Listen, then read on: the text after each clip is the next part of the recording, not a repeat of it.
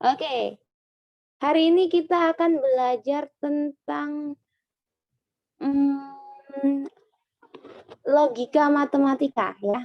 Nah, jadi sebelumnya Umi mau kasih motivasi dulu nih, biar kita selama 2 jam, kurang lebih 1 jam lebih ke depan, kita nggak akan ngantuk ya. Nggak jamin sih Umi. Jadi, salah satu motivasi kita buat belajar logika, jadi logika matematika ini sekarang, harusnya sih kalian dapat di SMA kelas 11 semester 1 di matematika wajib, tapi karena kurikulum darurat bab ini dihapus ya. Jadi matematika bagian logika matematika ini dihapus sama pemerintah menggunakan kurikulum darurat. Sehingga 2 tahun belakangan ini kita nggak belajar logika matematika. But unfortunately, sayangnya dia keluar di UTBK. Jadi dia ada di tes stokastik, psikolastik ya, psikolastik atau pas bagian penalaran umumnya mereka menggunakan logika matematika untuk menarik kesimpulan dan sebagainya, untuk menentukan kebenaran suatu kalimat dan sebagainya. Nah, jadi di sini keuntungan kalian berada di MSG, kita belajar logika matematika yang bab yang udah dikubur oleh pemerintah karena kurikulum darurat. Dia tersingkir karena corona ya, karena wabah corona. Oke ya. Ya, itu cukup motivasi ya. Ya, jadi semua tes yang masuk melibatkan penularan umum itu pasti menggunakan logika. Jadi diri karena di sini kita nggak hanya untuk olim aja. Insya Allah matematika kegunaannya lebih dari sekedar olimpiade. Jadi kalian jangan takut meskipun nanti nggak jadi kontingen olimpiade pun ilmunya tetap akan bermanfaat. Oke? Nah, itu cukup memotivasi ya. Next. Oke. Apa aja yang mau kita pelajarin di logika matematika ini? Setelah kemarin kita berkecimpung dengan bilangan, sengaja Umi selingin dengan logika supaya kita nggak melihat angka terus. Nah, jadi di dalam logika itu hampir nihil angka, enggak. Intensitas kita ketemu angka tuh sedikit ya. Jadi lebih banyak di teori bilangan kemarin. Ya, teori bilangan kan hampir kita berbicara angka terus tuh. Nah, di sini di logika matematika kita akan belajar kalimat. Nah, apa itu kalimat deklaratif, apa itu negasi, terus operasi-operasi dalam logika. Jadi kalau kita di bilangan kenal plus, minus, perkalian, pembagian, di logika kita juga punya operasi ya. Terus habis itu ada yang namanya tabel kebenaran, terus ekuivalensi dan penarikan kesimpulan. Nah, tujuan dari sebuah logika itu adalah menarik kesimpulan. Jadi kalau misalkan kita buat apa sih belajar logika matematika ya biar kita bisa membuat atau mengambil kesimpulan yang logis. Makanya biasanya kalau ketemu matematikawan atau orang yang pernah belajar logika matematika dan dia menerapkan ilmunya, dia akan punya kalimat yang apa ya? Bijaksana, enggak, yang logis ketika menghadapi suatu masalah. Jadi dia bisa mengambil kesimpulan logis, enggak mudah terbawa oleh hoax dan lain sebagainya. Oke, referensi Umi ketika membuat PPT ini, Umi cukup sedikit karena memang enggak banyak buku yang membahas secara spesifik tentang logika matematika. Meskipun Umi barusan nemu buku bagus banget sih. Nah, nanti mungkin Umi bisa share ke kalian ya. Jadi belum Umi jadiin referensi di PPT ini. Ini belum Umi update lagi PPT-nya. Oke, next. Logika itu apa sih? Nah, seorang tukang kayu itu perlu memahami sifat-sifat kayu. Seorang pemain piano perlu memahami teori musik. Demikian pula orang yang bercimpung dalam dunia sains perlu memahami prinsip-prinsip logika dari sains. Kenapa? Untuk membangun dan mengembangkan keterampilan berpikir. Jadi, logika itu merupakan suatu metode atau teknik yang dibuat untuk meneliti ketepatan atau penerapan. Jadi, dimanapun kalian berada di lingkup sains, mau kalian di fisika, mau kalian di kimia, dimanapun, di kedokteran, dan lain-lain yang bersifat sains, kalian perlu logika buat mengambil kesimpulan. Jadi keterampilan berpikir itu logika. Jadi kalau misalkan sains tanpa logika itu bakal jadi sia-sia gitu kan. Nah, tapi banyak di dunia ini yang nggak bisa dijelaskan dengan logika ya. Oke, selanjutnya, nah tadi sesuai daftar isi kita ada kalimat deklaratif, kemudian ada apa namanya negasi. Nah di sini dalam kehidupan sehari-hari kita banyak mengenal macam-macam kalimat ya. Kalian belajar di bahasa Indonesia ada kalimat perintah, ada kalimat ajakan, tanya, kalimat lengkap dan sebagainya. Tapi apa sih kalimat deklaratif yang mau kita pelajarin selama sepanjang bab ini? Nah, kalimat deklaratif atau biasa disebut dengan pernyataan atau biasa disebut bahasa ilmiahnya itu proposisi. Proposisi itu ibaratnya kayak teorema gitu ya. Adalah kalimat yang mengandung nilai benar atau salah. Nah, jadi kalimat deklaratif itu adalah sebuah kalimat boleh benar, boleh salah, yang penting dia punya nilai. Salah satu dari itu. Jadi misal, contoh, 2 adalah bilangan prima, itu adalah kalimat deklaratif, bernilai benar. 1 adalah bilangan genap, juga kalimat deklaratif, tapi bernilai salah. Jadi, nggak harus benar terus kalimat deklaratif. Nah, gitu ya. Nah, tapi ada kok kalimat, misalnya nih, Umi bilang, Sabrina itu manusia, itu kalimat deklaratif bukan? Sabrina adalah manusia. Kalimat deklaratif bukan? Halo Soliha? Iya. Iya, bernilai benar atau salah? Benar, benar. Benar. Oke, jadi apa sih Wi contoh kalimat yang bukan deklaratif, yaitu kalimat yang nggak bisa dibuktikan kebenarannya. Nah, contohnya apa ya yang kalimat itu nggak bisa dibuktikan kebenarannya? Misal, contoh ya, siapa nama kamu? Itu bukan kalimat deklaratif. Kenapa? Karena siapa nama kamu itu tidak bisa kita buktikan itu benar atau itu salah. Paham ya? Ya, jadi dia ada sebuah pernyataan, ya. Jadi bukan ajakan. Ayo makan itu juga bukan kalimat deklaratif karena ayo makan tidak bisa kita buktikan benar atau salahnya. Oke, bisa dipahami? Bisa.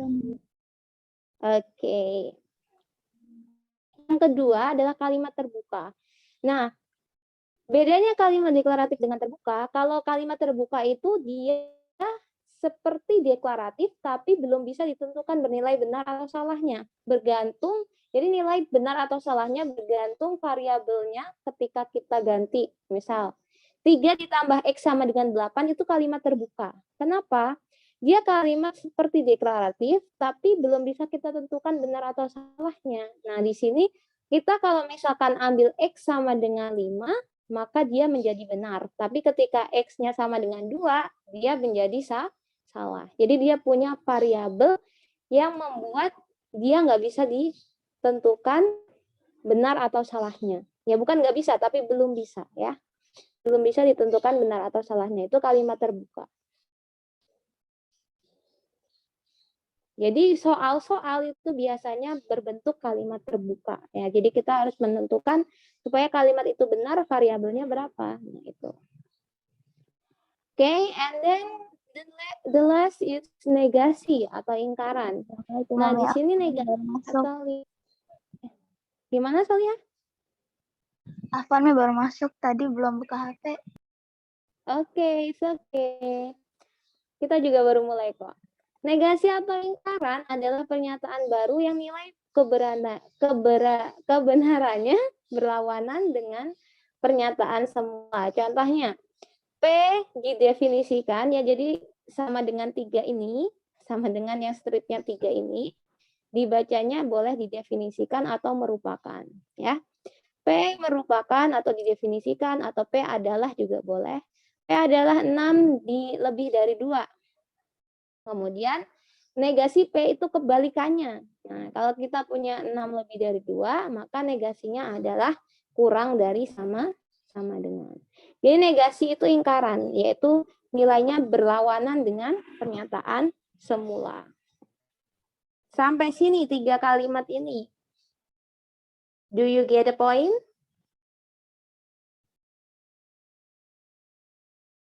Paham. Untuk 3 kalimat ini, do you get the point? Ya, Oke. Nah, next. Untuk menyatakan sebuah kalimat deklaratif atau pernyataan, kadang kita membutuhkan kuantor. Nah, apa itu kuantor, Mi? Kuantor itu adalah hal yang untuk menentukan objek yang sedang kita bahas. Nah, di sini ada kuantor universal dan eksistensial. Jadi universal itu ketika kalian itu menyatakan seluruh objeknya yang memiliki satu sifat. Misalkan, semua peserta bimbingan MSG SKDF adalah perempuan. Nah, ini adalah kalimat deklaratif yang menggunakan kuantor. Jadi kuantor universal itu biasanya ditulisnya semua, atau untuk setiap, atau setiap. Pokoknya dia membuat kalimat itu, sifat itu ya, berlaku untuk semua objek yang sedang kita bahas. Nah, jadi di sini kita punya semua peserta bimbingan MSG SKDF adalah perempuan. Betul atau salah? Benar atau salah?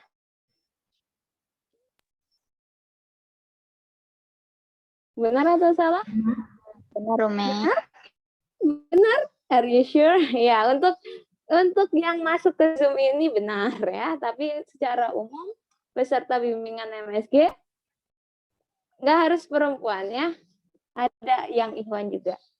Ya, tapi untuk hari ini benar, karena kita semuanya perempuan di sini. Kemudian kuantor eksistensial. Kuantor eksistensial itu kebalikannya universal. Kalau di sini minimal ada satu objek aja yang punya sifat itu, maka dia eksis. Nah, di sini dibacanya biasanya terdapat, ada, dan sebagainya. Ya. Jadi misalkan ada peserta bimbingan MSG SKDF yang laki-laki. Nah, di sini dia menggunakan ada ya. Jadi nanti kuantor dan negasinya itu kalau misalkan dia pakai semua, maka negasinya adalah ada. Ya, contoh. Negasi dari semua komputer di dunia berwarna hitam adalah ada komputer di dunia yang tidak berwarna hitam. Jadi negasinya semua komputer di dunia berwarna hitam itu bukan semua komputer di dunia tidak berwarna hitam, tapi ada komputer di dunia yang tidak berwarna hitam. Have you get the point?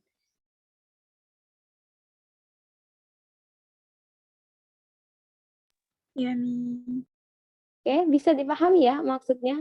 Jadi di sini kan negasi kan tinggal ditambahin kata tidak ya.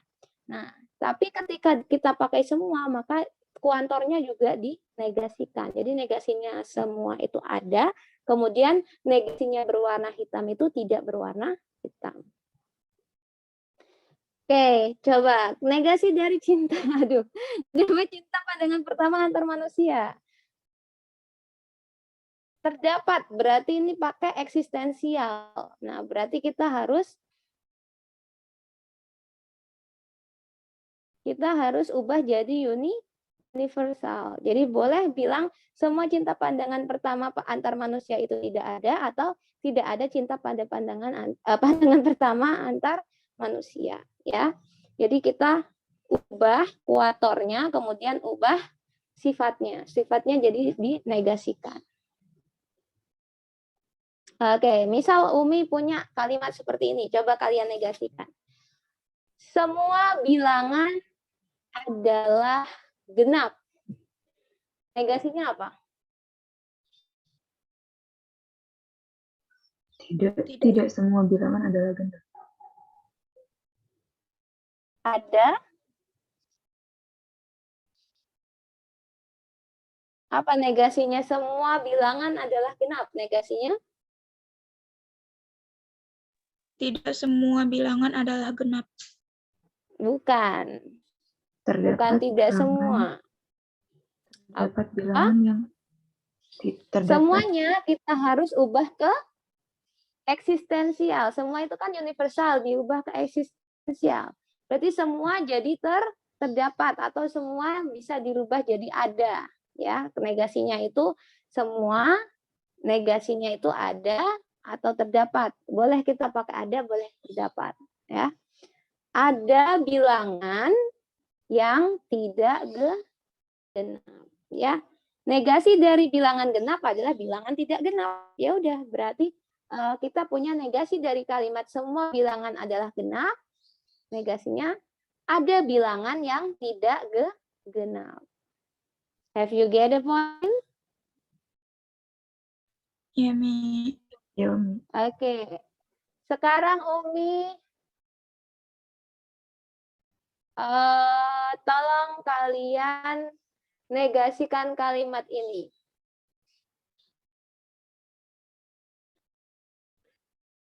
Ada perempuan yang tidak cantik. Negasinya apa? Semua perempuan cantik. Oke, that's right. Semua perempuan adalah cantik. Oke, good job. Nah, jadi seperti itu ya. Jadi negasikan kuantornya, kemudian negasikan kalimatnya. Have you get the point? Insya Allah, Mi. Okay. Next, we move on to operasi dalam logika. Jadi kalau di dalam teori bilangan kemarin, di bilangan kita punya penjumlahan, pengurangan, perkalian, pembagian. Nah, di operasi dalam logika kita punya kata hubung, yaitu melibatkan dua pernyataan yang kita hubungkan menjadi satu. Nah, tadi kan pernyataan kan selalu bisa kita tentukan nilai benar atau salahnya. Nah, di sini kita punya operasi dalam logika itu adalah kata hubung yang menghubungkan dua pernyataan menjadi satu. Perhatikan di sini. Yang pertama kita akan membahas tentang konjungsi.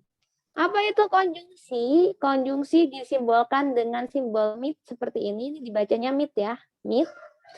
Kemudian konjungsi adalah nilai P dan Q. Nah, jadi kalau di bahasa Indonesia, mit ini dibaca dan. Jadi P dan Q. Ya, jadi seperti ini dibacanya P dan Q. Oke. Nah, pernyataan P dan Q bernilai benar jika dan hanya jika P dan Q keduanya bernilai benar. Nah, maksudnya kalau salah satu kalimat ini salah, entah itu pernyataan P atau pernyataan Q itu salah, maka P dan Q pasti bernilai salah. Contoh, 2 adalah bilangan prima. Yang Q, SQDF punya 2 lab komputer. Di sini kita punya 2 adalah bilangan prima itu bernilai benar. Kemudian SQDF punya 2 lab komputer itu bernilai salah. Kenapa? Karena SQDF cuma punya 1 lab komputer untuk sekarang ya. Sehingga kita punya P dan Q itu adalah 2 adalah bilangan prima dan SQDF punya 2 lab komputer. Jadi dalam logika matematika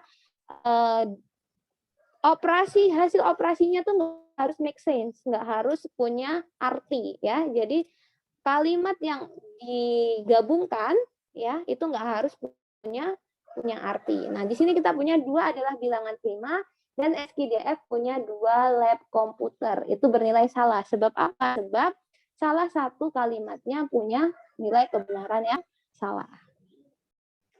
Oke, jadi dia hanya bernilai benar apabila 2 kalimat ini nilainya benar. Oke, sampai sini bisa dipahami?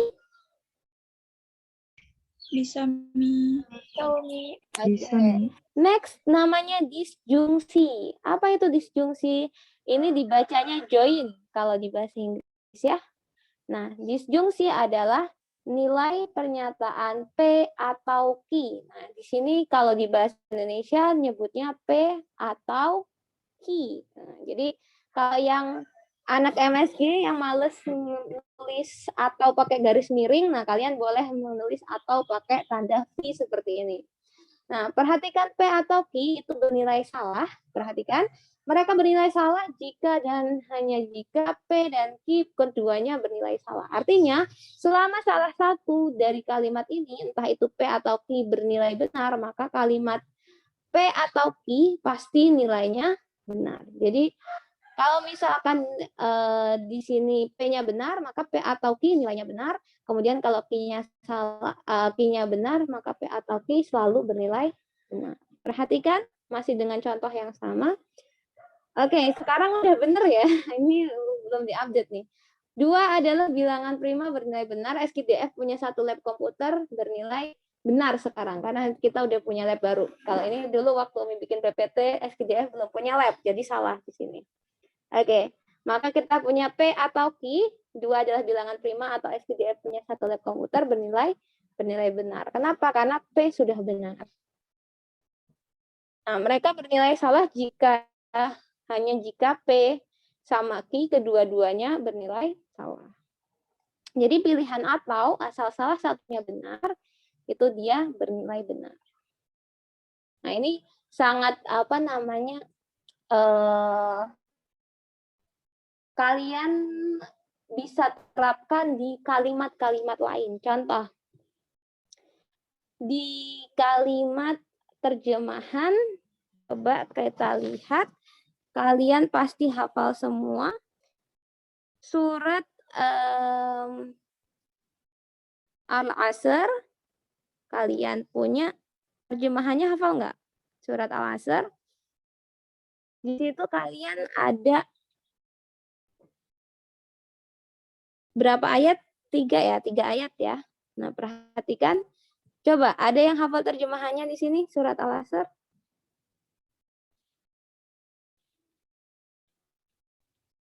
Wal Asr. Nggak ada? Coba, ada yang punya yang hafal terjemahannya? Coba dibacain terjemahannya. Al-Asr.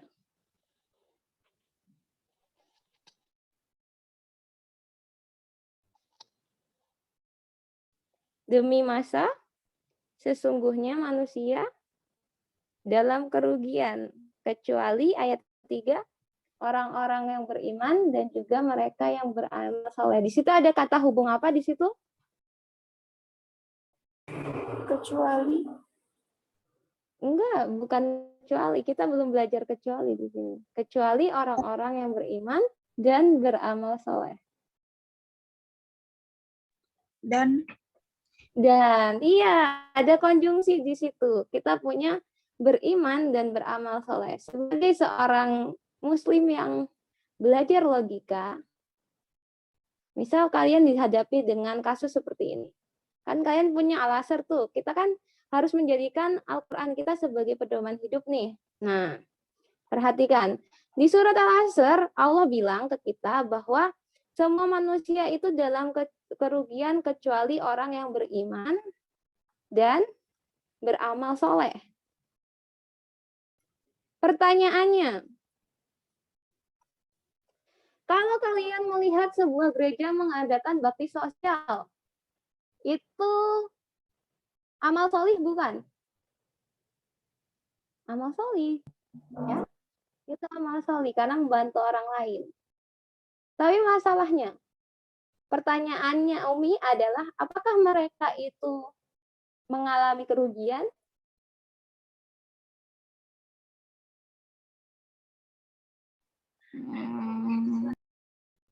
Apakah mereka mengalami kerugian? Kan kata Allah, semua manusia dalam kerugian kecuali mereka yang beriman dan beramal solih. Apakah mereka mengalami kerugian? Orang-orang gereja itu ketika melakukan bakti sosial, padahal mereka beramal solih. Beramal solih bernilai benar gitu. Amal solihnya benar. Apakah mereka masih mengalami kerugian, termasuk manusia yang mengalami kerugian?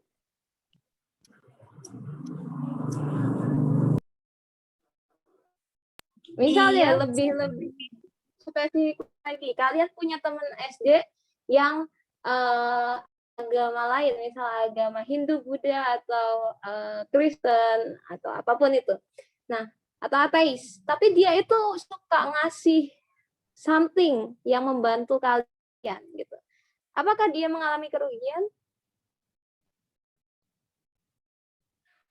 Padahal dia baik nih. semasa hidupnya. Apakah dia mengalami kerugian? Maksudnya kerugian di sini di surat Al-Asr ini mereka kerugian di dunia ataupun di akhirat ya. Jadi yang paling kita garis bawahi kerugian di akhiratnya. Apakah dia mengalami kerugian? Iya. Iya. Kenapa?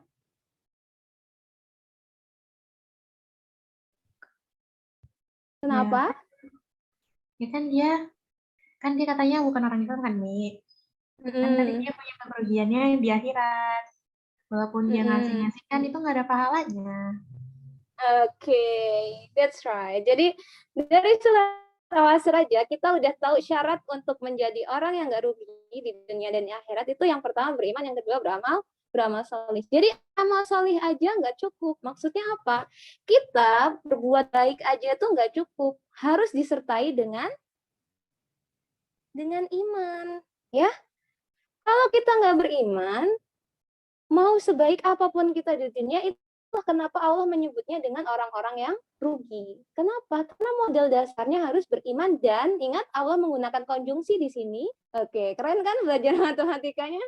Allah menggunakan konjungsi. Dan apa? Dan pernyataan bernilai benar, dia terpenuhi ketika keduanya dipenuhi. Artinya ini dua-duanya harus dipenuhi. Nggak boleh salah satu doang. Beriman tapi jahat, pembunuh, tetap juga mengalami kerugian. Paham? Paham. Oke. Jadi kalian bisa menerapkan logika ini meskipun nggak di semua bidang ya, tapi kalian bisa menerapkan ini untuk mencerna sesuatu yang dekat dulu dengan kalian. Misal peraturan sekolah kah, peraturan itu kah. Makanya ketika dulu Umi micro teaching di Darul Fatah pertama kali yang Umi jelaskan adalah materi tentang logika matematika. Nggak tahunya udah dihapus kan di kurikulum. Umi nggak update soalnya waktu itu. Oke, jadi seperti itu untuk logika matematika. Jadi di sini kita bisa menerapkan itu di dalam kehidupan yang dekat dengan kita. Jadi Umi ngasih tahu kalian materi ini bukan hanya untuk olimpiade aja, tapi kalian terapkan untuk semuanya. Makanya kalian boleh banget ketika habis tilawah itu baca terjemahannya. Ya. Bahkan seorang profesor matematika terkenal bisa masuk Islam karena membaca terjemahan Al-Quran. Kenapa kita yang masuk Islam dari lahir nggak ada getaran di hati ketika kita membaca Al-Quran? Nah, mungkin itu karena kita nggak tahu artinya itu apa gitu, dan makna dari artinya itu sendiri itu apa. Jadi kalimat yang sederhana ini bahkan Imam Syafi'i pun pernah bilang ketika surat Al-Asr, dahsyatnya surat Al-Asr ini, ketika kita hanya diberikan surat Al-Asr aja tanpa dikasih surat lain, itu udah cukup, lebih dari cukup untuk kita berdakwah dan lain sebagainya. Oke. Jadi dia benar-benar istimewa. Kalimat yang pendek dari Allah tapi sangat istimewa. Oke. Itu ya untuk konjungsi dan disjungsi ya. Jadi kita bakalan mendapat, bukan termasuk orang-orang yang rugi apabila kita punya iman dan amal soleh. Oke, itu logika kita.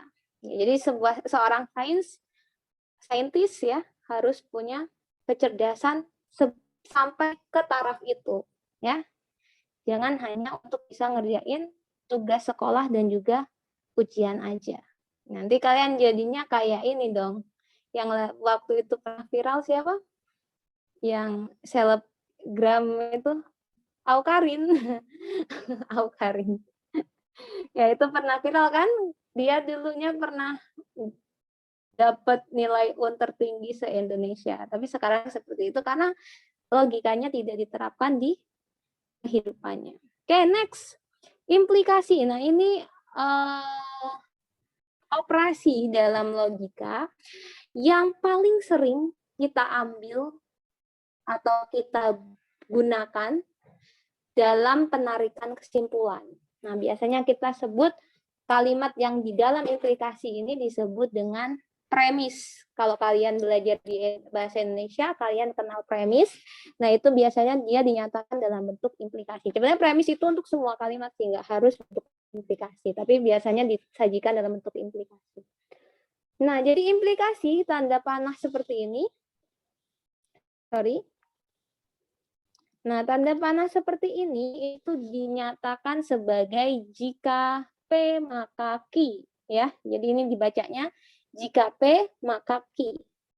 Nah, makanya kalau kalian lihat pembahasan Umi di teori bilangan sebelumnya, Umi sering kayak gini. A plus 2 sama dengan 5, maka Umi sering kayak gitu kan. Nah, ini artinya jika A plus 2 sama dengan 5, maka A sama dengan 3. Nah, ini tulisnya jika dibacanya jika maka. Jadi Umi menulis simbol ini bukan tanpa arti. Jadi itu memang simbol logika dan boleh digunakan ya. Ingat simbolnya seperti ini nih adalah sebuah kesepakatan, jangan pernah diganti-ganti. Maksudnya diganti gimana? Dulu Umi pernah waktu kuliah Umi ganti kayak gini. Hemat loh, kenapa harus stripnya 2 sih, kan bisa kayak gini. Ternyata ini punya arti lain di matematika. Jadi memang harus seperti ini. Oke, ini dipanggilnya jika ini, maka ini. Sepakat ya, nggak boleh ganti simbolnya ya. Oke, perhatikan di sini, ditulis jika P maka Q. Pernyataan ini bernilai salah hanya jika P bernilai benar dan Q salah. Jadi, dia hanya bernilai salah ketika P-nya benar dan Q-nya salah. Jadi, sebabnya terjadi, tapi akibatnya nggak terjadi. Nah, itu maka dia kalimat jika P maka Q bakal bernilai salah. Oke, contoh. Ibnu tercebur ke dalam kolam itu bernilai benar. Nah, baju Ibnu tidak basah. Nah, di sini maka kalimat jika P maka Q akan bernilai salah. Nggak mungkin kan Ibnu tercebur di dalam kolam tapi bajunya nggak basah, gitu kan? Atau pakaian yang dia pakai nggak basah. Terus dia keceburnya di mana gitu kan? Di kolam apa? Kolam kering. Ya bisa jadi ya. Di kolam kering keceburnya. Nah, tapi ibaratnya kalau kita balik, misalkan yang kalimat yang benar itu bukan Ibnu tercebur di dalam kolam, tapi Ibnu nggak kecebur dalam kolam, tapi Q-nya itu baju Ibnu basah. Nah, perhatikan, jika Ibnu nggak tercebur dalam kolam, maka baju Ibnu basah. Itu jika P, maka Q-nya tetap bernilai benar, Solihah. Kenapa? Karena baju Ibnu basah, penyebabnya nggak harus Ibnu masuk ke dalam kolam. Nah, di sini itu perbedaan posisi. Jadi di sini kan kalau P dan Q dan konjungsi dan disjungsi sebelumnya, mereka kan nggak memperhatikan urutan nih. Boleh kita tukar posisinya, mau Q-nya di depan, P-nya di belakang, atau P-nya di depan, Q-nya di belakang. Tapi kalau di implikasi itu memperhatikan urutan, Solihah. Nah, jadi di sini posisi P yang ada di depan tanda implikasi itu dengan posisi Q yang ada di belakang tanda implikasi itu nggak boleh ditukar. Karena kalau ditukar nilai kalimatnya jadi berbeda. Nah, di sini P disebut antiseden dan Q disebut sebagai konsekuen. Tapi di dalam logika kita menganut sifat meaningfulness. Artinya apa? Meniadakan syarat bahwa antiseden dan konsekuen harus punya hubungan yang make sense. Jadi nggak harus dia itu punya hubungan yang berarti gitu. Nah, jadi di dalam logika matematika kita menganut sistem ini. Jadi kadang P dan Q-nya kalimatnya itu nggak harus punya hubungan gitu. Benar atau salahnya hanya didasarkan pada benar salahnya kalimat-kalimat komponennya. Jadi benar atau salahnya hanya didasarkan pada P itu benar nggak, Q itu benar nggak. Nah, itu baru kita bisa tentukan benar atau salahnya. Nggak harus mereka itu punya arti. Jadi nggak harus punya hubungan sebab akibat. Nah, ini yang penting nih. Pernyataan suatu implikasi bisa diucapkan seperti ini. Jika P maka Q, boleh juga Q, jika P, boleh juga P hanya jika Q, kemudian P adalah syarat cukup Q, atau Q adalah syarat perlu P. Nah, perhatikan di sini P adalah syarat cukup Q dan Q adalah syarat perlu P. Artinya apa? Jika Q terjadi, ya, P adalah syarat cukup untuk Q. Artinya, jika P terjadi, Jika Q terjadi, belum tentu P terjadi. Tapi jika P terjadi, pasti Q harus terjadi. Contoh, mana kalimat yang benar? Jika hujan, maka mendung.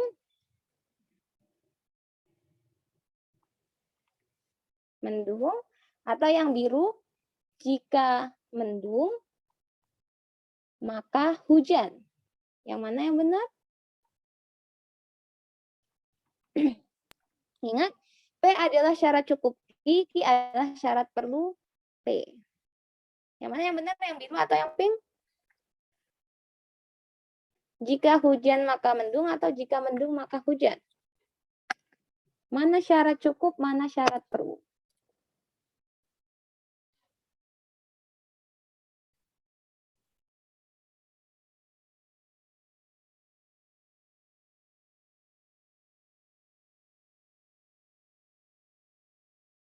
Enggak ketiduran kan kalian, Salika?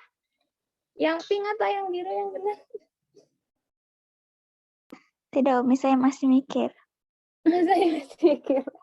Umi takut tiba-tiba kalian pingsan kan. Nanti bilang ya kalau udah bosen banget ya, kita akan rileks sejenak.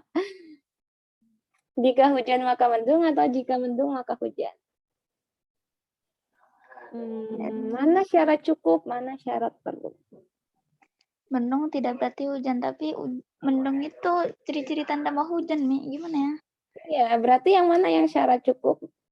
Apakah mendung syarat cukup untuk hujan atau hujan syarat cukup untuk mendung?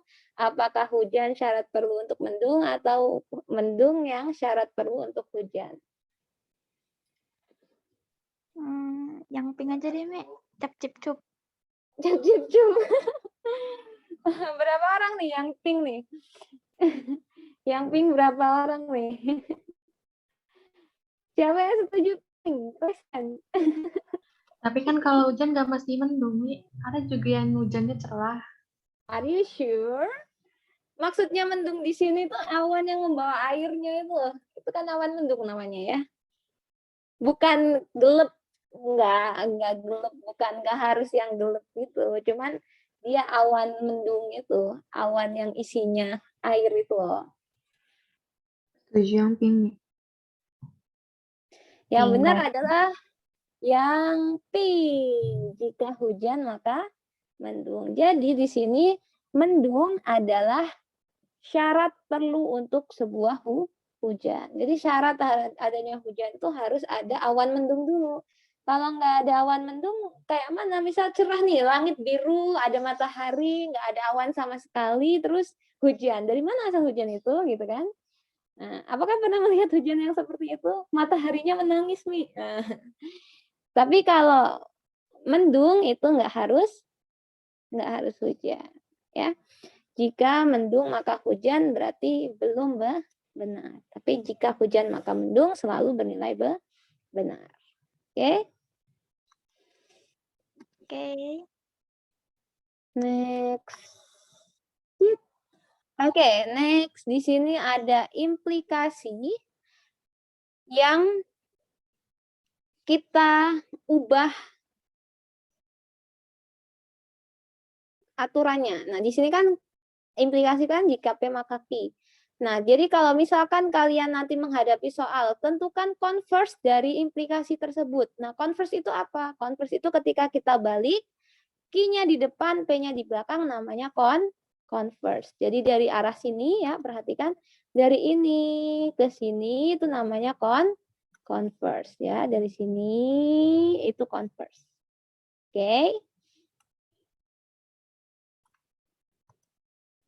Kemudian dari kalau kalian disuruh menentukan inverse dari kalimat P, jika P maka Q, maka kalian lihat dari sini ke sini itu inverse. Jadi kita negasikan kedua ruasnya.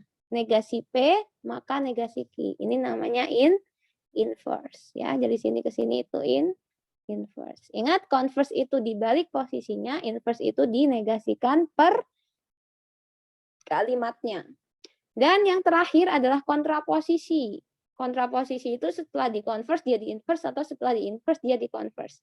Jadi dia udah dibalik kemudian dinegasikan, itu namanya kontraposisi. Dan kalian tahu uniknya dari sebuah kontraposisi, nilai kalimat kebenaran yang ini dengan yang ini selalu sama, ya.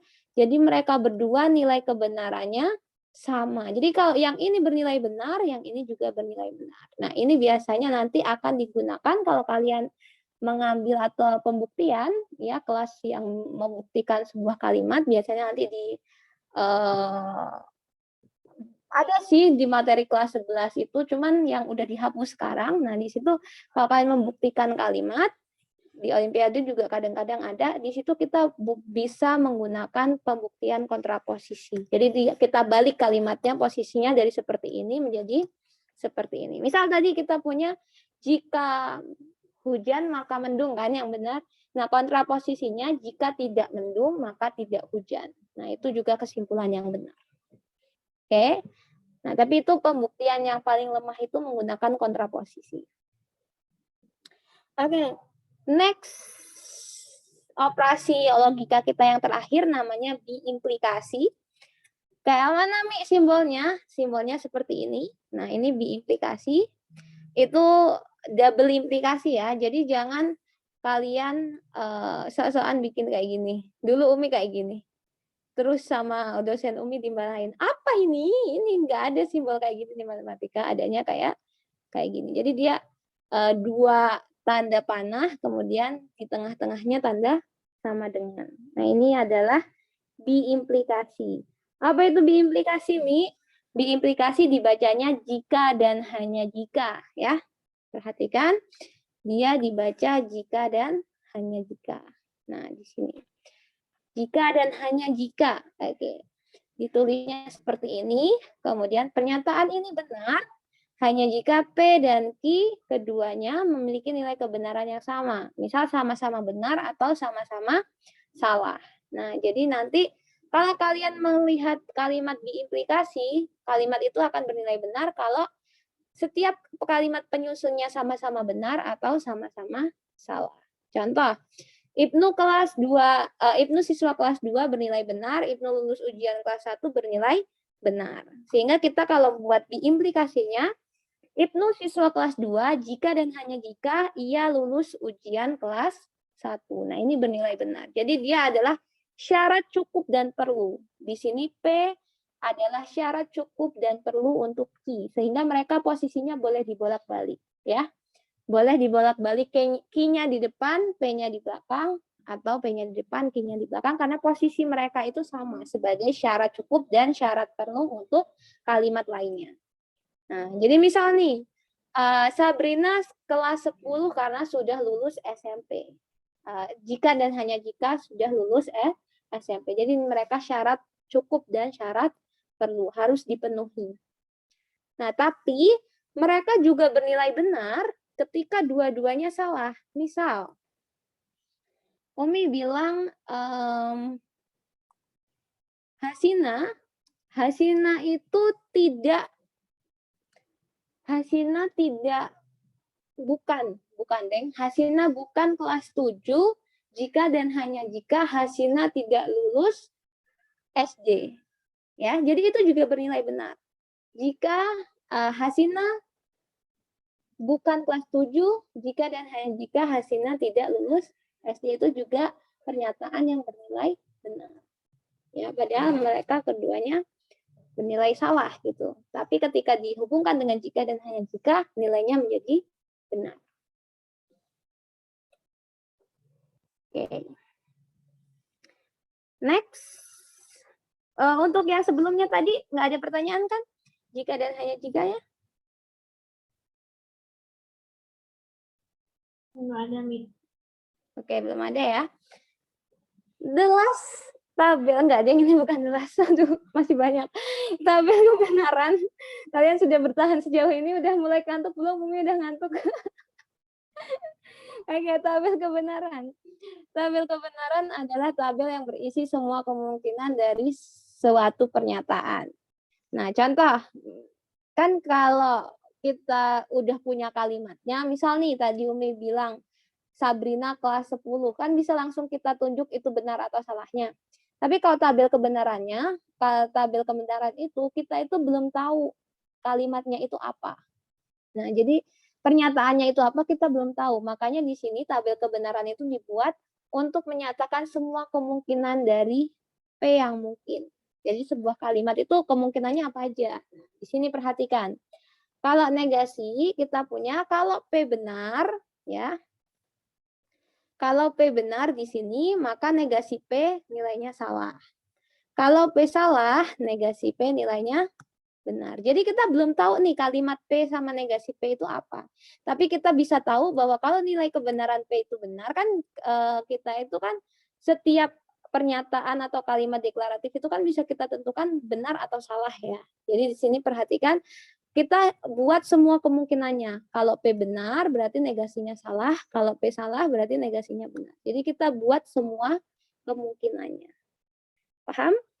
Jadi untuk tabel kebenaran ini kita selalu membuat semua kemungkinan untuk kalimat yang kita mau cari nilai kebenarannya. Jadi kita belum tahu nilai kalimat itu tuh isinya apa, pernyataan tentang apa. Tapi kita harus buat semua kemungkinan nilai kebenarannya. Contoh yang kedua di tabel kebenaran konjungsi. Kita nggak tahu nih, P sama Q kalimatnya apa. Kita nggak tahu, tapi kita taunya P itu bisa berkemungkinan benar atau salah, Q juga bisa berkemungkinan benar atau salah. Sehingga kita punya pasangannya. Jadi kita punya pasangannya itu semua kemungkinan. Benar-benar, jadi ketika P benar, Q benar. Ketika B benar, Q salah. Ketika P salah, Q benar. Dan ketika keduanya salah. Nah ini menuliskan semua kemungkinannya. Jadi kita belum tahu P dan Q itu isinya kalimat atau pernyataan apa. Tapi kita tuliskan semua kemungkinan yang mungkin terbentuk dari P dan Q. Jadi kita punya, oh bisa keduanya itu benar, bisa yang Q yang salah, bisa yang P yang salah, bisa keduanya yang salah. Kemudian tabel kebenaran untuk konjungsi, tadi konjungsi syaratnya apa? MIT itu bernilai benar hanya jika P dan Q keduanya benar. Artinya kalau ada salah satu salah, dia nilainya salah. Sehingga kita punya yang atas benar, selebihnya salah. Karena ada kalimat yang bernilai salah. Sampai di sini? Bingung?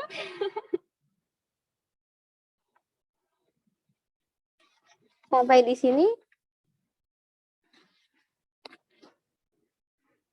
Ada pertanyaan?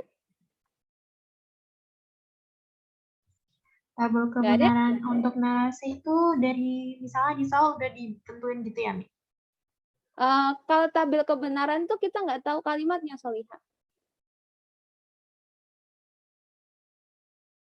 Makanya di sini Umi tulis semua kemungkinannya. Jadi di sini Umi tulis semua kemungkinannya. Apakah benar semua? Apakah salah satunya salah? Apakah yang salah itu yang P? Apakah P dan Q keduanya salah?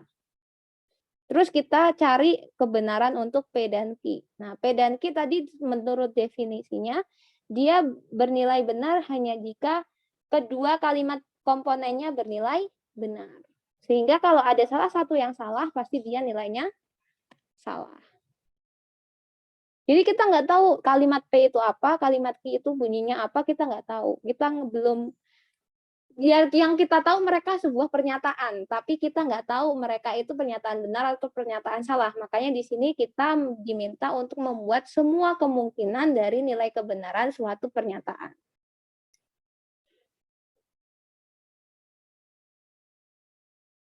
Bingung ya? Nanti Umi akan kasih lihat kayak mana contohnya, contoh soalnya. Oke, sama disjungsi juga sama, karena tadi disjungsi itu bilang bahwa disjungsi P atau Q itu bernilai salah hanya jika kedua kalimat komponennya itu bernilai salah, maka di sini ketika salah satu dari P atau Q itu ada nilai benarnya, mereka selalu bernilai benar. Sedangkan kalau dua-duanya salah, maka mereka nilainya salah. Oke, kemudian untuk implikasi tadi kalau sebabnya terjadi tapi akibatnya nggak terjadi, mereka bernilai salah. Selain itu mereka nilainya benar. Ya, jadi implikasi itu terjadi saat sebabnya terjadi tapi akibatnya nggak terjadi. Contoh, jika hujan maka tidak mendung. Nah, itu kan bernilai salah ya. Di situ kita punya dia sebabnya terjadi tapi akibatnya nggak terjadi. Jadi konsekuennya nggak terjadi tapi antecedennya terjadi, itu nggak mungkin. Makanya di sini implikasi nilainya salah.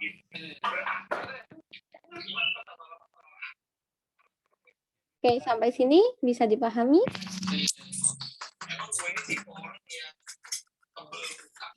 Insya Allah. Terus diimplikasi terjadi hanya jika Afwan itu berisik, punya siapa ya? Punya Cara. Oke. Nah, sekarang biimplikasi itu dia benar hanya jika kedua komponennya itu punya nilai kebenaran yang sama, yaitu antara benar dua-duanya atau salah dua-duanya. Tadi yang Umi kasih contoh. Ya. Sabrina kelas 10 jika dan hanya jika lulus SMP itu bernilai benar. Tapi kalau Umi ganti Sabrina bukan kelas 10 jika dan hanya jika Sabrina tidak lulus SMP juga bernilai benar. Jadi dua-duanya salah sama dua-duanya benar, mereka bernilai benar. Tapi kalau salah satu nilai kebenarannya itu berbeda, misal P-nya benar, Q-nya salah, maka mereka salah. Nilai P jika dan hanya jika Q. Nah, ini sebenarnya hasil dari operasi logika matematika itu ada pada tabel kebenaran ini. Jadi sebenarnya tujuan kita adalah nanti mencari kalimat atau hasil operasinya yang nilainya selalu benar itu kayak mana sih? Nah, itu yang mau kita cari. Oke, ini dalil ekuivalensi atau dalil kesetaraan. Nah, perhatikan di sini kalian punya beberapa dalil-dalil kesetaraan. Ya, ini kalian S dan B ini tuh salah dan benar ya. Jadi P atau salah itu nilai kebenarannya bergantung dengan P. Kemudian P atau kalimat yang benar, maka dia selalu bernilai benar. P dan benar mereka bergantung P. Kemudian P dan salah selalu bernilai salah. Dan P atau P selalu sama dengan P. P dan P sama dengan P. Negasi P atau P selalu bernilai benar, karena salah satu dari negasi P atau P pasti bernilai benar kan. Kemudian negasi P dan P selalu bernilai salah, dan negasi dari negasi P itu sama dengan P. Jadi kebalikan dari kebalikannya P itu adalah P. Ini masih dalil kesetaraan, banyak ya. Ya, ini kalian bisa screenshot ya. Karena ini nanti dipakainya untuk mengubah kalimat. Nah, dalil kontraposisi ini juga bagus.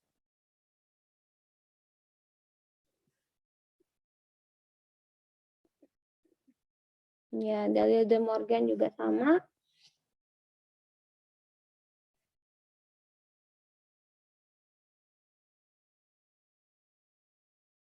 Oke. Nah, contoh. Akhirnya ketemu soal ya. Aduh, udah ada jawabannya lagi. Umi harus tutupin dulu nih jawabannya. Udah ketahuan pula, baru ditutup nih. Oke, perhatikan di sini. Ekspresi logika yang nilainya sama dengan P dan Q atau P dan not Q atau adalah, perhatikan di sini, kalian boleh ubah dia ke mid dan join di operasinya P dan Q atau P dan not Q atau P dan not Q gini. Nah, perhatikan di sini kalian tadi kalau bisa hafal tadi dalil-dalil tadi, kalian screenshot kan. Pertama, kita bisa jabarin dulu nih. Ini kalau kita jabarin, nih ya, kalau kita jabarin, kita bisa menggunakan ini. Jadi dalam kurung di sini nggak boleh diganti-ganti ya, Solihah ya. Ini dalam kurungnya angker. Ini kasih beda warna aja. Pink, hijau. Oke, perhatikan di sini.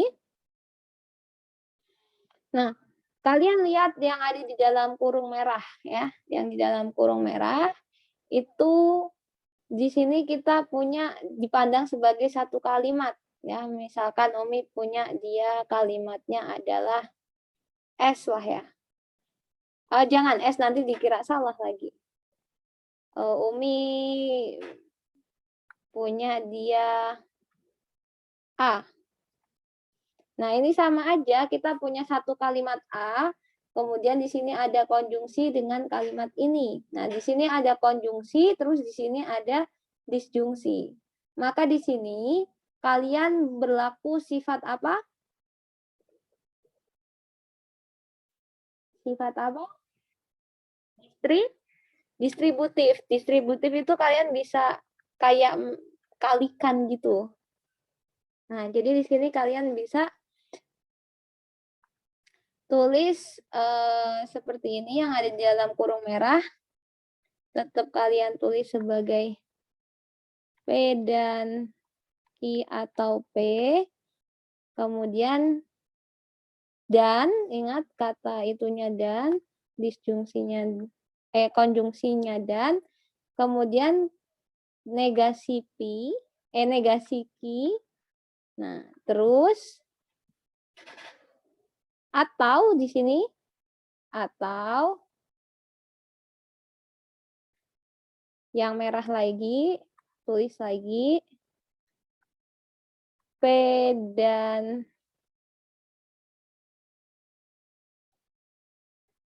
Ki atau P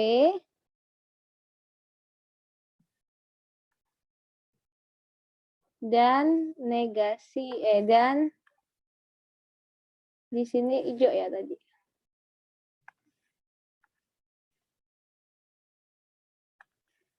P dan negasi Ki. Nah, ini tadi kita udah punya dalil-dalil kesetaraannya.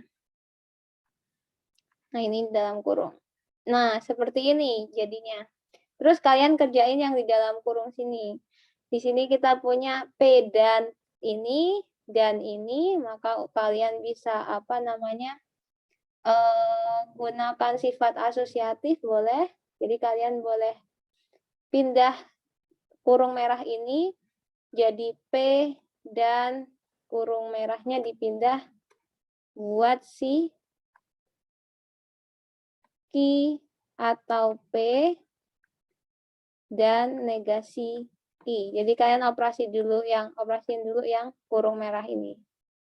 Menggunakan sifat asosiatif lagi. Ini ke sini, ini ke sini. Nah. Bingung nggak? Bingung nggak? Rada pusing ya, Mi. Ya, jadi ini kayak kalau kalian tahu kan sifat distributif kan, kalau kalian punya misal 3 dikali 2 tambah 5, berarti kan 3 kali 2 ditambah 3 kali 5, ya nggak? Nah, ini juga sama. Jadi, atau ini diibaratkan kayak penjumlahan dan mid-nya ini, dan ini diibaratkan kayak perkalian gitu. Jadi nanti ini kalau kita operasikan ya yang sebelah kiri dulu di sini, kita punya di sini P dan yang ini kita operasikan berarti kan kita punya Ki dan negasi Ki, ya kan? Ki dan negasi Ki atau P dan negasi Ki. Ya. Nah, perhatikan. Ki dan negasi Ki itu hasilnya selalu bernilai apa? Di dalil kesetaraan lagi selalu bernilai salah. Sehingga kita punya salah atau P dan negasi Q. Berarti artinya P dan negasi Q. Negasi Q ya, ini Q. P dan negasi Q ini. Kalimat ini bisa kita sederhanakan jadi P dan negasi Q. Di sini P dan negasi Q. Nah, ini karena dua-duanya dan berarti berlaku asosiatif. P dan P. Boleh Umi tulis seperti ini. Dan negasi Q. Kalau Umi punya hasilnya di sini adalah P dan P itu hasilnya P dan negasi Q. Jadi satu kalimat ini itu bisa kita sederhanakan jadi P dan negasi Q dengan dalil kesetaraan tadi. Kenapa Umi bisa tahu, Umi? Karena Umi hafal dalil kesetaraan tadi. Jadi kalian nggak harus hafal, tapi kalian boleh cukup tahu aja, Pas lihat soal inget, oh iya ada ini. Susah ya. Nggak hafal tapi harus inget. Nah, terus dengan cara yang sama kalian cari di sini, kalian ubah, misal di sini kalian punya P dan Q, ini kalau kalian ubah jadi P dan Q, ini kali ini P dan Q, atau P dan P. Nah, P dan P hasilnya P, ya, P dan P hasilnya P, maka Umi punya P dan Q atau P. Nah, kemudian di sini kita punya dan, berarti Umi punya di sini P dan Q atau P dan P dan negasi Q. Bingung kalian? Ini soalnya udah kita tulisan Umi makin nggak bisa dibaca lagi. Masya Allah nih. Apa itu? Aja nggak bisa baca lagi, habis Umi nulis. P dan Q atau P di sini kita boleh pakai sifat distributif lagi, P dan Q dan P, berarti kita punya P dan Q yang ini hasilnya, kemudian atau P dan P, berarti atau P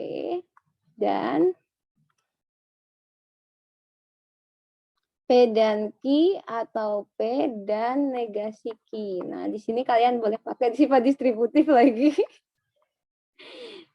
P dan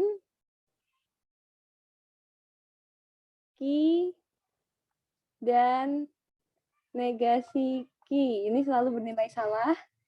Atau P dan negasi Q. Nah, sehingga kita punya P dan negasi Q atau P dan negasi Q. Ini atau ya. P dan negasi Q. Nah, ini berarti kalau kita punya, dia hasilnya P dan negasi Q.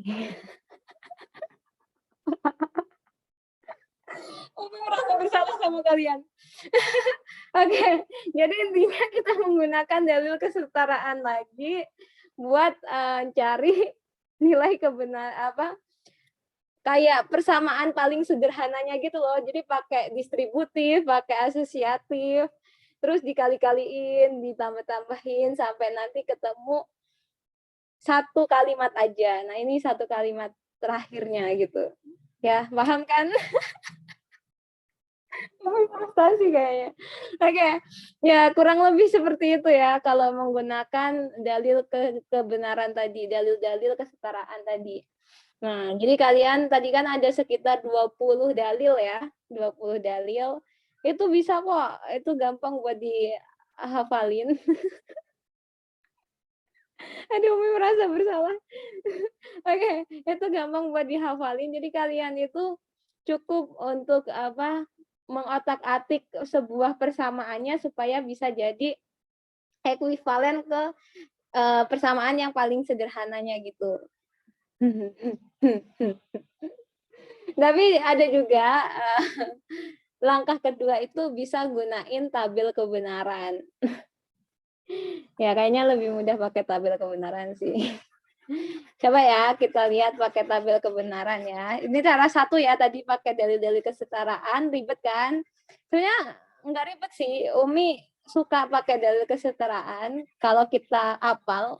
Ya, tapi karena kalian baru kenalan, jadi Umi yakin kalian belum hafal, kalian boleh pakai tabel kebenaran. Mohon maaf lahir dan batinnya, Solihah, Umi merasa bersalah banget.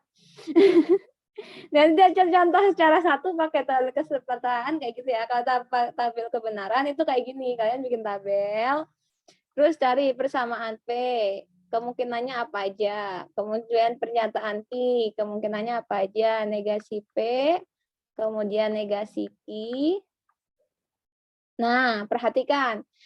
Kemungkinannya P itu benar atau salah kan? Nah, tapi kalau kita punya dua kalimat, berarti kemungkinannya kalau dia nggak benar dua-duanya, bisa yang depan benar, yang belakang salah, boleh yang yang depan salah, yang belakang benar, boleh keduanya salah. Sampai sini bisa dipahami? Jadi P dan Q kita nggak tahu nih kalimatnya apa, tapi kemungkinan dua kalimat ini itu bisa dua-duanya benar, bisa P-nya benar, Q-nya salah, bisa P-nya salah, Q-nya benar, atau dua-duanya salah. Sampai sini bisa dipahami? Bisa.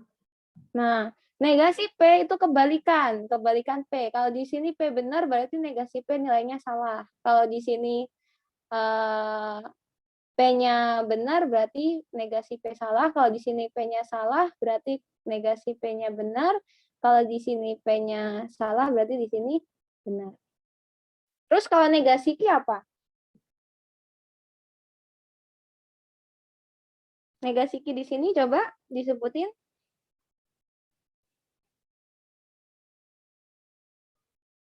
Q-nya benar, negasi Q.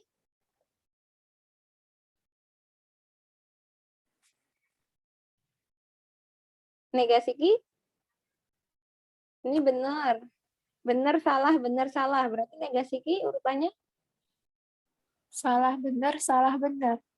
Iya, benar. Salah, benar, salah, benar. Ya, jadi ketika Q benar, negasi Q salah. Ketika Q salah, negasi Q benar. Lalu kita cari yang di dalam kurung yang kecil-kecil ini. Ini, kemudian ini. Nah, yang kita cari nilai kebenaran ini dulu.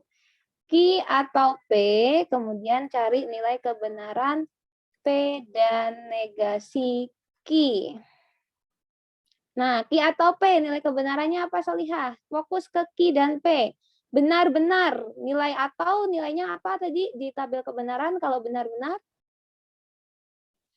Atau nilainya jadi benar. Ingat, atau itu bernilai salah hanya jika kedua kalimat itu salah. Berarti asal ada salah satu yang benar, kalau dia kata hubungnya atau, berarti dia terpenuhi. Ya. Benar-benar, P benar, Q benar, dia nilainya benar. Kemudian P benar, Q salah, nilainya Benar. benar. P salah, Q benar, nilainya Benar. Benar. terus P salah, Q salah, nilainya Salah. Salah.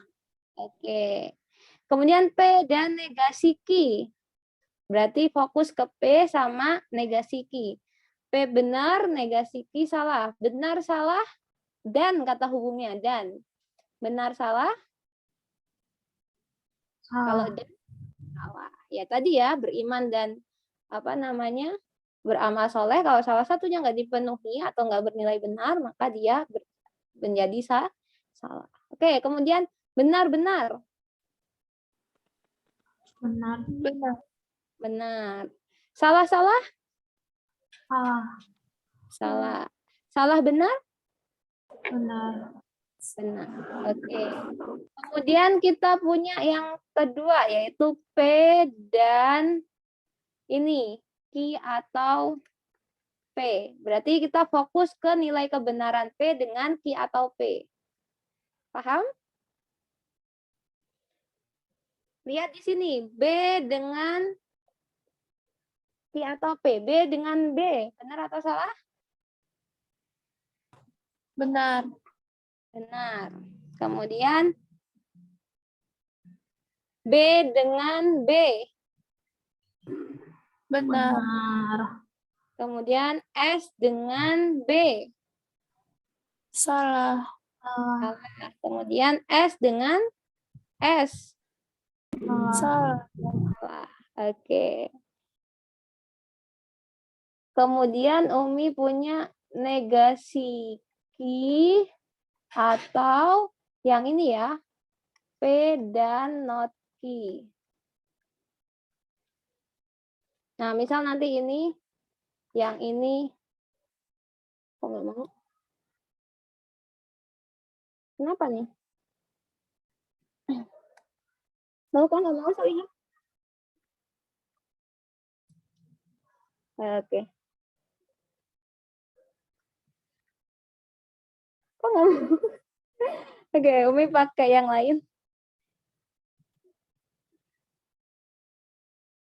Di.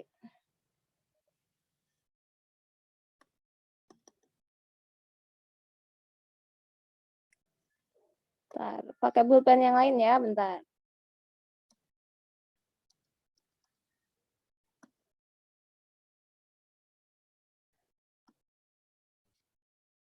Oke, berarti di sini kita punya, misal Umi punya ini negasi ki atau P dan negasi ki. Berarti, what happened with this? Hilang ya? Iya, memang. Oke. Bentar, nah, ini kurang lebih pembahasan buat apa namanya cara pertama tadi ya, yang Umi udah jelasin pakai manual tadi.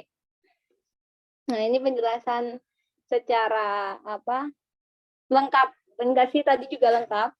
Tapi ini secara rapihnya menggunakan ketikan. Tadi kan Umi menggunakan tulisan tuh.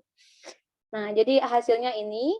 Nah, tadi kita udah sampai ke, jadi nanti kalian pelajarin, boleh kalian screenshot, terus kalian bandingin dengan dalil kesetaraan. Ini insya Allah memenuhi semua dengan dalil kesetaraan. Kemudian, yang kedua tadi, cara duanya menggunakan tabel. Perhatikan di sini, tadi kita sampai yang mana, Solihah? Sampai X sama Y ya. Jadi kita sampai nyari kebenaran ini, sama kebenaran ini ya. Jadi tadi yang X itu kan P dan Q atau P. Nah, jadi kita fokus. Kita fokus ke Q atau P sama P. Perhatikan di sini. Kalau P-nya benar, Q atau P-nya benar, kita punya benar. Kalau P-nya benar, Q atau P-nya benar, benar. Kemudian salah, benar jadi salah. Kemudian salah jadi salah. Udah ya tadi ya yang X ya. Sekarang yang Y. Not key atau P dan not key ya. Berarti perhatikan di sini dengan ini. Dua ini ya, Solihah ya. SS. Karena ini atau kata hubungnya berarti kita punya SS hasilnya S. Kemudian B hasilnya B. Kemudian kita punya S hasilnya S, kemudian B, S hasilnya B. Nah, kemudian kalimat yang penuh ini. Kalimat yang penuh ini adalah X dan Y. Jadi kita punya kata hubungnya dan. Berarti kita punya X-nya itu benar, salah, dia salah. Kemudian benar, benar, dia benar. Salah, salah, dia salah. Salah, benar, dia salah. Perhatikan di sini caranya. Kita lihat kalimat P dan negasi Q dengan X dan Y itu punya tabel kebenaran yang sama. SBSS, di sini juga SBSS. Sehingga nilai kebenaran mereka ekuivalen. Seperti itu kalau pakai tabel kebenaran. Lebih gampang atau lebih susah?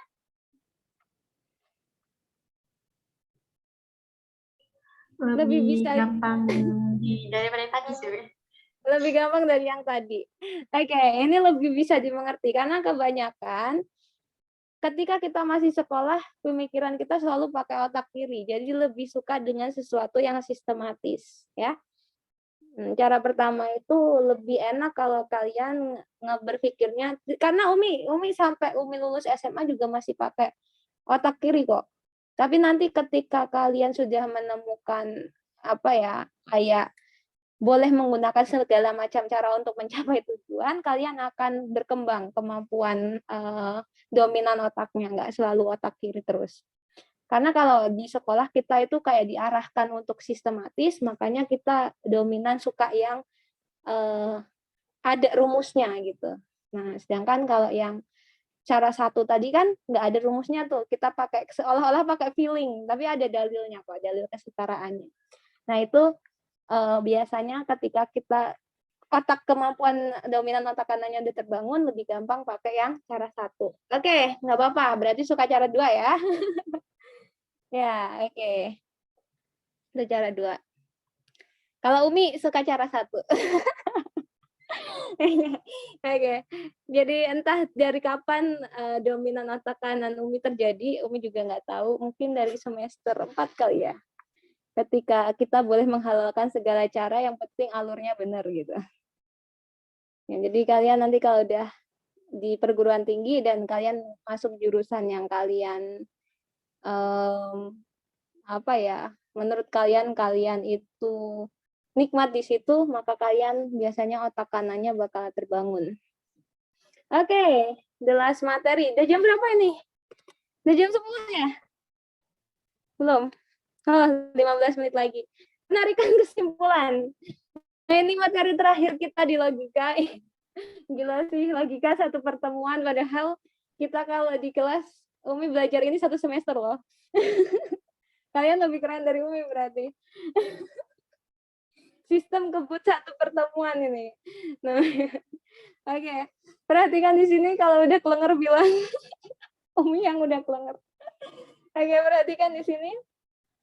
Tadi yang Umi bilang bahwa semua pernyataan itu disebut dengan premis, ya. Di sini prinsip penarikan kesimpulan tuh disebut sebagai modus, ya. Modus. Di sini ada modus ponen, modus tolen, dan silogisme. Nah, ponen itu apabila kalian punya jika P maka Q, kemudian kalimat kedua itu P, maka kalian dapat kesimpulan itu Q. Nah, contoh nih. Umi tadi punya, jika Ibnu kecebur kolam, maka bajunya basah atau pakaiannya basah. Lalu Kak Umi kasih pernyataan ke kalian. Solihah, adik Umi Ibnu kecebur kolam. Berarti yang bisa kalian simpulkan, pakaiannya Ibnu basah. Itu modus ponen. Terus misal Umi punya, jika hujan maka mendung. Kemudian Umi punya pernyataan, Solihah hari ini hujan. Berarti kalian bisa memprediksikan, bisa meyakin 100% kesimpulan yang kalian ambil itu tepat, yaitu hari ini mendung. Ya, jadi seperti itu.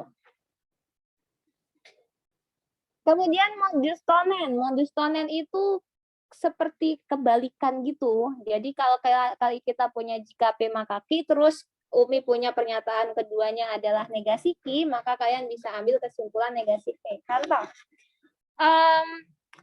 Solihah, jika Ibnu tercebur kolam, maka bajunya atau pakaiannya basah. Nah, sekarang adik Umi Ibnu ternyata pakaiannya nggak basah. Kesimpulan yang bisa kalian ambil, Ibnu nggak tercebur ke kolam. Oke, sama kayak jika hujan maka mendung. Terus Umi bilang, Solihah hari ini ternyata nggak mendung. Berarti apa yang bisa kalian ambil? Kesimpulannya? Tidak hujan. Iya, hari ini nggak hujan. Oke? Have you get the point? Insya Allah ya. Insya Allah. Oke, next. Prinsip silogisme. Silogisme itu apabila premis 1 dan premis 2 kedua-duanya berbentuk implikasi. Contoh, jika Umi menjadi guru SKDF, maka Umi sudah lulus S1. Jika Umi lulus S1, maka Umi lulus SMA. Yang kesimpulan yang tepat, jika Umi lulus guru DF, maka Umi sudah lulus SMA. Paham? Jadi kita mengeliminasi kalimat Q-nya. Jadi di sini Q dieliminasi. Jadi tinggal jika P maka R. Bisa dipahami penjelasan Umi? Have you get the point? Nah, jadi 3 cara penarikan kesimpulan ini adalah cara penarikan kesimpulan yang logis, ya, yang logis. Jadi ada berbagai macam cara, tapi yang logis itu ada di antara tiga ini. Oke? Kayaknya habis ini latihan deh. Coba kita lihat. Kok nggak mau lagi? Oke. Perhatikan pernyataan berikut. Premis 1. Jika aku rajin belajar, maka aku jadi pintar. Jika aku jadi pintar, maka aku mendapat medali emas OSN. Perhatikan kalimat yang di kenyataannya. Jika aku tidak mendapat medali emas OSN, maka kesimpulan yang tepat adalah, nah ini kan P nih, jika aku rajin belajar, aku jadi pintar. Q, jika aku jadi pintar, maka aku dapat medali emas OSN. Tapi faktanya aku tidak mendapat medali emas OSN. Berarti apa yang terjadi? Kesimpulannya bisa kita ambil. Aku tidak rajin belajar. Ih, ngaku.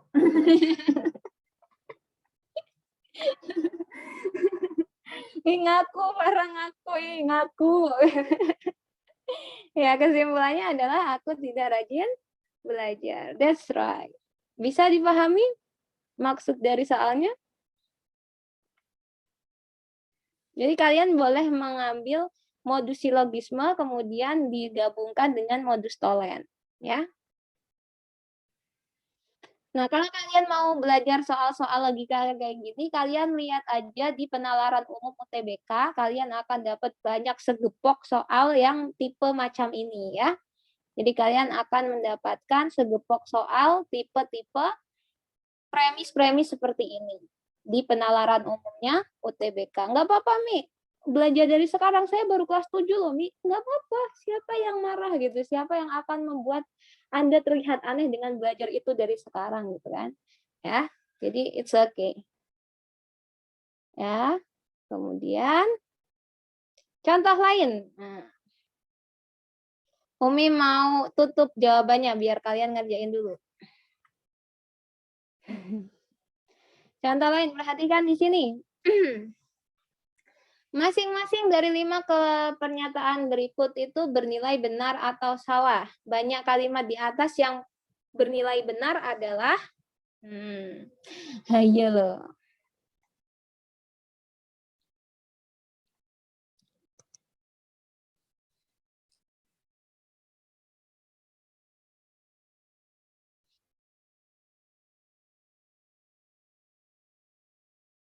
Ini kasih waktu untuk berpikir deh.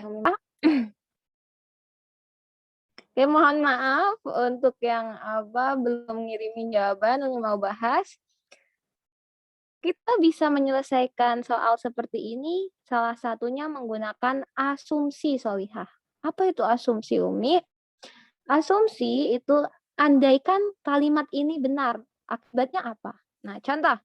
Misalkan Umi anggap A itu bernilai benar, maka karena pernyataan A benar, berarti dia bilang C dan D keduanya benar. Artinya pernyataan C benar dan pernyataan D benar.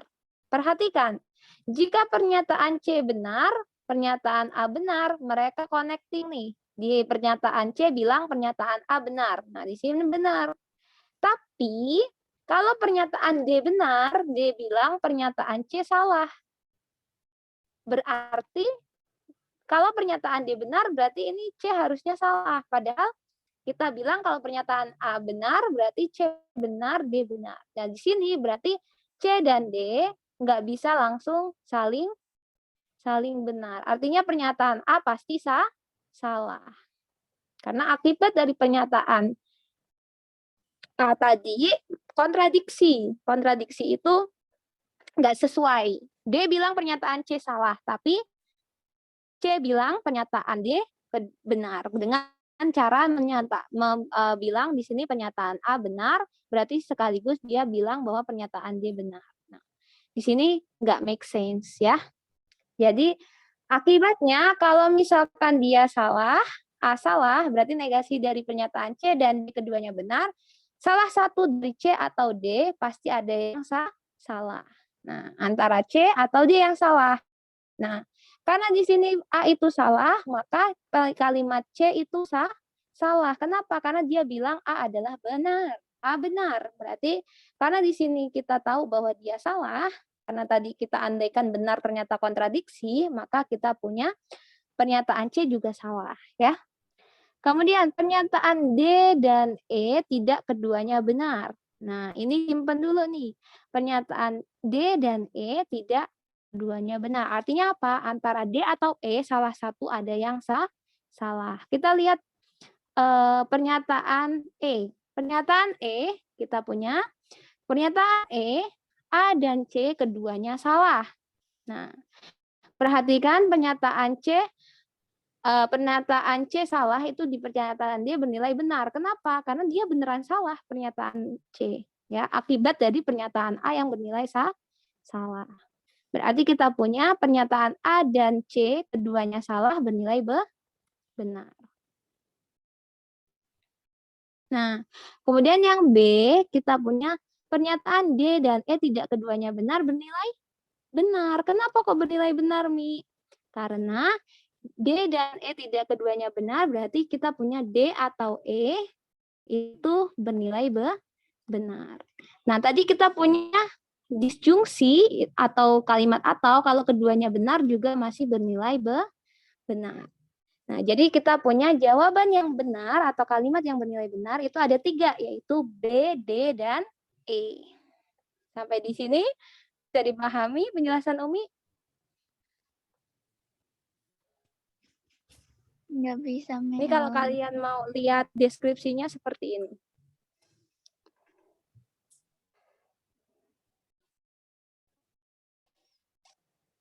Jadi boleh menggunakan asumsi untuk menemukan sebuah kebenaran kalimat. Ya, jadi boleh, oh kalau ini benar itu akibatnya apa sih? Sama ketika kalian mengambil keputusan. Umi, apakah Umi pernah mempraktekkan itu dalam kehidupan sehari-hari? Of course, pernah. Jadi ketika Umi dihadapkan dengan beberapa pilihan, maka Umi akan melihat dampaknya. Makanya kita harus pikir 1-2 langkah ke depan. Salah satunya dengan asumsi, kalau aku ngambil ini, hasilnya apa ya? Misal pas Umi, tiba-tiba memilih mengganti kiblat Umi yang dulunya nggak ada cita-cita jadi guru, tiba-tiba kok mau sih jadi guru di DF Mi gitu. Nah, itu berarti Umi sudah melakukan kayak kalau Umi mengambil pilihan ini ke depannya seperti apa ya, seperti itu. Nah, jadi kalian juga sama. Mulai dari sekarang dengan belajar logika kalian jadikan itu dengan apa pedomannya, Mi? Pedomannya ya Al-Qur'an kalian, hafalan kalian. Ya. Jadi kalian gunakan pengetahuan kalian di agama kalian untuk mengambil keputusan yang kalian hadapi di kehidupan sehari-hari. Salah satunya boosternya atau katalisnya menggunakan logika matematika. Sehingga kesimpulan yang diambil logis, tidak menyakiti kita, apalagi orang lain. Oke. Bisa dimengerti ya? Maksud dari pembelajaran logika ini, jadi bukan hanya untuk olimpiade aja, oke? Bukan hanya buat ngerjain soal olimpiade aja, tapi Umi berharap lebih dari itu. Next, ini beberapa soal. Silahkan kalian tulis. Udah ada jawabannya. Silahkan kalian tulis. Tulis lagi. Kalian boleh screenshot. Ya. Udah ada jawabannya sih tadi, tapi nggak apa-apa. Kalian pasti lebih suka. Kemudian Umi punya soal lagi. Udah di screenshot belum? Sudah, Umi.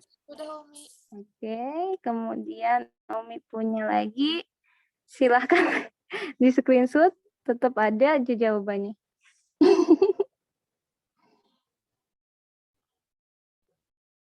Oke. Kemudian udah ada di screenshot? Udah, Umi. Oke. Dan soal lagi.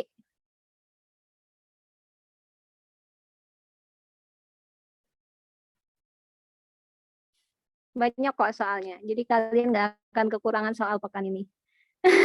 Dan ini soal banget kalau dipecahin kali, serius. Soal logika itu lebih asik ketika daripada kalian ngerjain 1 tambah 1 sama dengan 2. Ini dia lebih variatif jawabannya.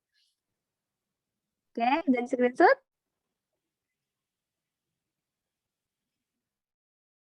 Next.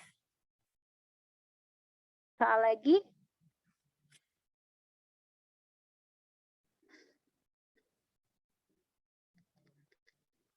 Nggak di screenshot? Sudah, Umi. Next lagi.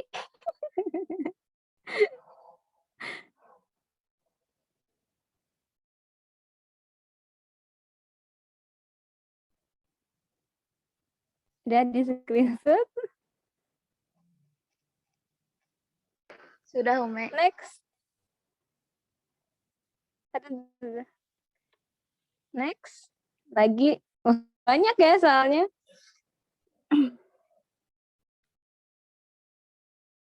Udah di screenshot. Nanti kalau misalkan yang SMP nggak tahu ini artinya apa, kalian minta terjemahin kakak SMA-nya ya. Jadi kalian bisa upload ini di grup MSG, terus Kak terjemahin dong Kak ini artinya apa gitu ya.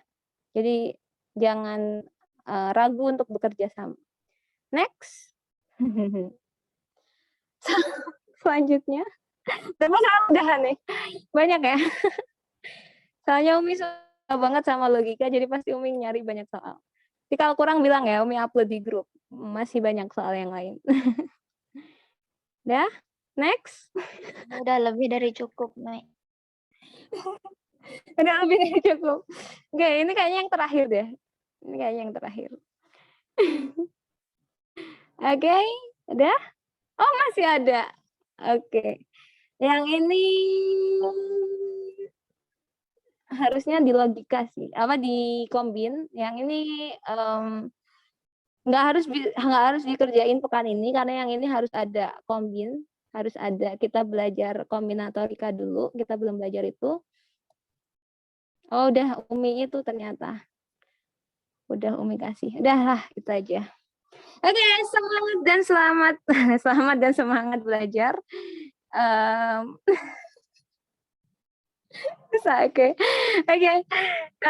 Jangan pernah tertipu oleh bakat bawaan. Perhatikan di sini. Sukses itu 1% kecerdasan, 99%-nya kerja keras.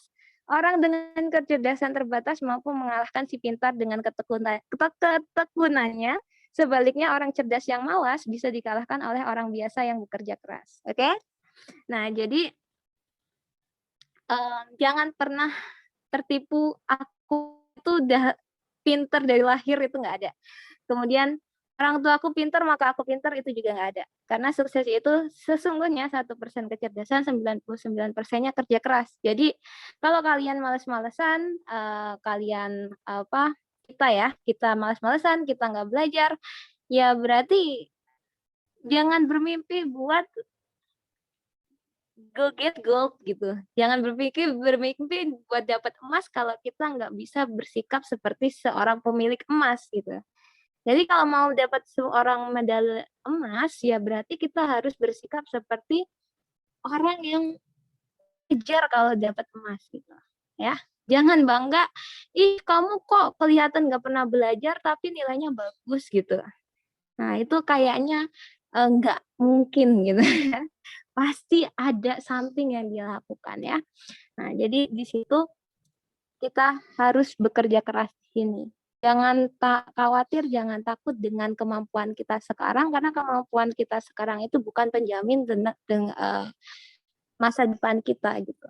Jadi Umi juga pernah ceritakan bahwa Umi bukan juara 1 di sekolah, tapi ketika kita list alumni dari sekolah Umi satu-satunya yang kuliah di UGM. Nah, jadi bukan hal apa ya, itu bukan mimpi kok. Itu bisa dapat dengan cara kerja keras dan usaha. Jadi Umi harap kalian belajar di matematika ini, di MSG ini, niatkan untuk kehidupan bukan hanya sebatas olimpiade. Oke? Sukses semuanya, insya Allah. Jangan lupa daftar lomba yang banyak ya. Ya, nanti Umi yakin akan ada waktunya ketika Umi bakal dapat pecian dari kalian. Umi alhamdulillah Sabrina dapat medal ini di kompetisi ini. Ini Mi sertifikatnya. Nanti Umi tinggal bikinin flyer-flyernya. Barakallahu fikum, anak MSG, siapa namanya, oke? Nah, jadi Umi yakin suatu saat nanti kita akan ada pada masa itu. Tapi kapan? Nah, itu kalian yang tentukan. Ya, jadi kapannya itu kita yang tentukan. Kapan sih?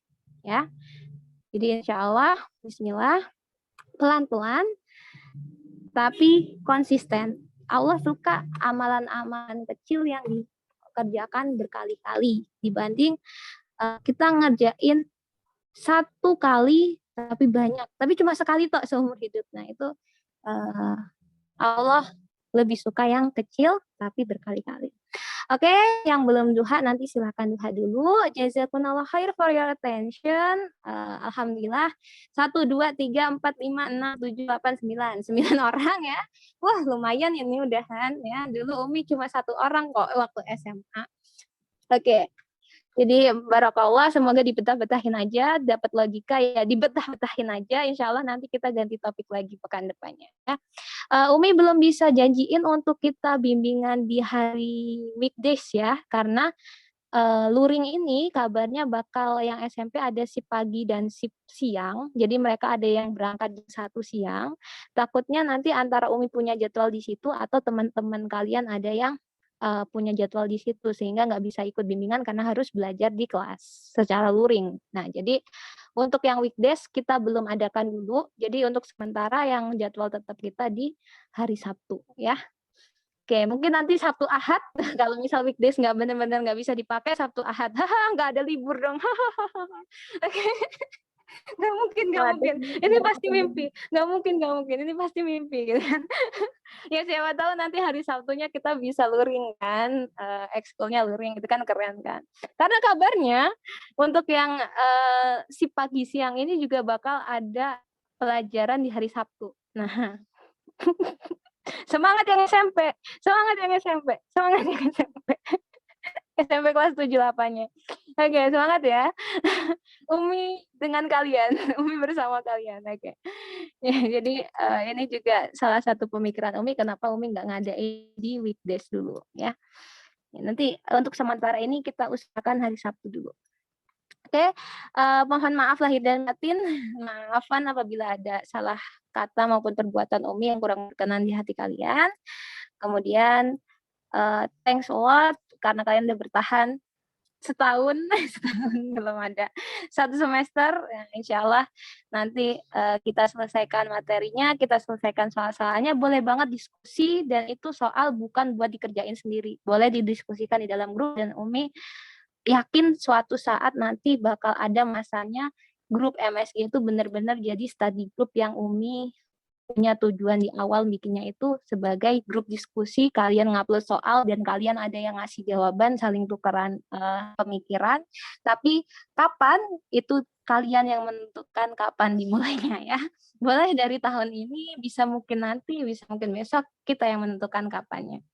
Oke, Umi cukupkan, semangat. Let's close our meeting by reciting hamdalah and doa kifaratul majelis. Alhamdulillahirabbil alamin. Subhanallahumma bihamdika asyhadu alla ilaha illa anta astaghfiruka wa atubu ilaik. Oke, semangat terus ya. Wassalamualaikum warahmatullahi wabarakatuh. Waalaikumsalam warahmatullahi wabarakatuh. Jazakillah khairan.